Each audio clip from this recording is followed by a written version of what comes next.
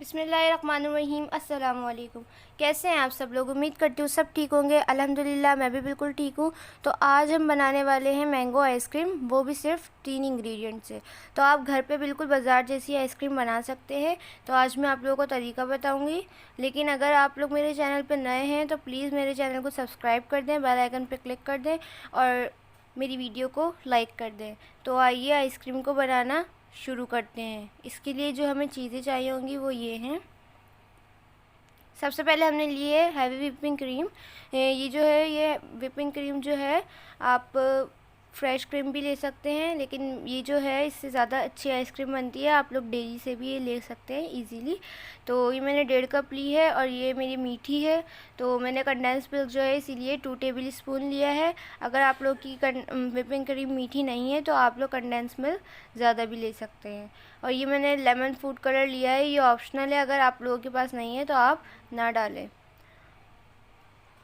और मैंगोज़ जो हैं वो मैंने लिए हैं, 2 बड़े साइज़ के मैंगो हैं, 1 कप ले लिए हैं। इसको मुझे ब्लेंड करना है।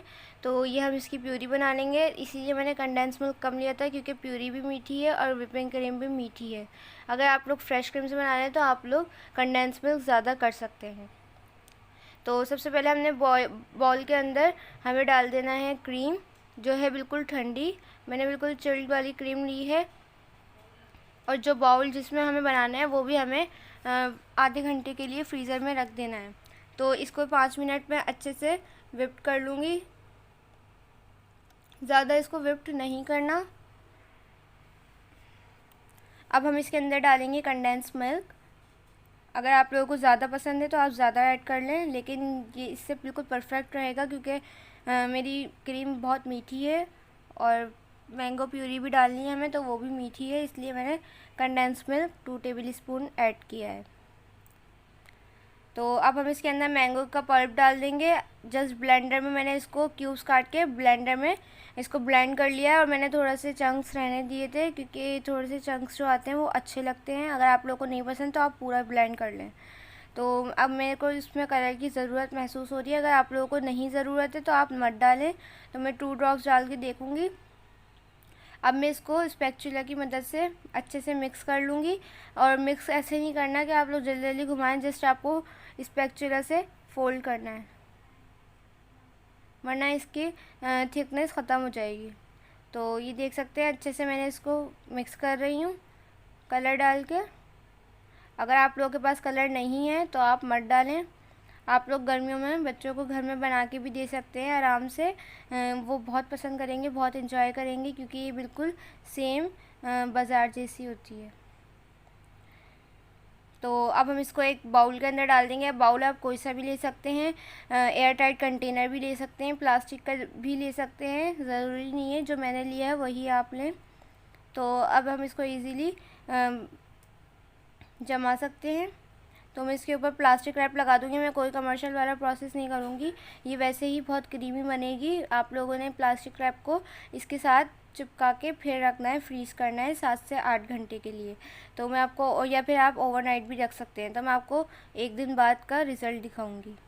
तो ये 1 दिन हो गया है और ये बिल्कुल अच्छे से जम गई है। मैंने कोई भी कमर्शियल वाला प्रोसेस नहीं किया था, क्योंकि ये हमने डायरेक्ट क्रीम से बनाई है। अगर हम दूध से बनाते तो उसके अंदर क्रिस्टलाइजेशन हो सकती थी। तो ये आप देख सकते हैं, मैं आपको आपके सामने हटा के दिखा रही हूँ। इसके अंदर कोई क्रिस्टलाइजेशन नहीं हुई है, ये बिल्कुल क्रीमी बनी है। ये आप देख सकते हैं, कोई बर्फ़ नज़र नहीं आएगी आपको इसके अंदर, वाइटनेस। अब हम इसको स्कूप आउट करते हैं। ये आप देख सकते हैं, मैंने स्कूप को बिल्कुल भी गर्म पानी के अंदर नहीं रखा था, क्योंकि ये वैसे ही इतनी सॉफ्ट होती है कि हमें रखने की ज़रूरत नहीं पड़ेगी। आराम से ये स्कूप हो जाएगी। अगर आप लोगों के पास स्कूप नहीं है तो आप इसके पीसीस करके भी निकाल सकते हैं।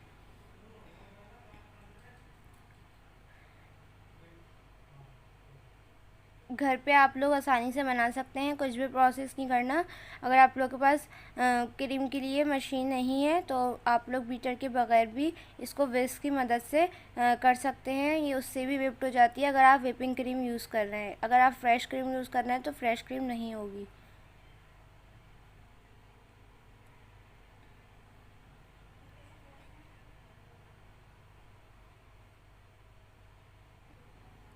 अगर आप लोगों को मेरी ये रेसिपी पसंद आई है तो प्लीज़ इसको लाइक कर दें, मेरी वीडियो को शेयर करें अपने फ्रेंड्स और फैमिली के साथ। मुझे और मेरी फैमिली को दुआओं में याद रखिएगा। और अगर आप लोग मेरी रेसिपी को ट्राई करते हैं तो मुझे इंस्टाग्राम पे फीडबैक दे सकते हैं। इंस्टाग्राम का जो लिंक है वो मैं डिस्क्रिप्शन के अंदर डाल दूँगी, आप वहाँ से जाके मुझे फॉलो कर सकते हैं। तो मेरी नेक्स्ट रेसिपी क्या होनी चाहिए मुझे कमेंट में ज़रूर बताएं। जब तक के लिए अल्लाह हाफ़िज़।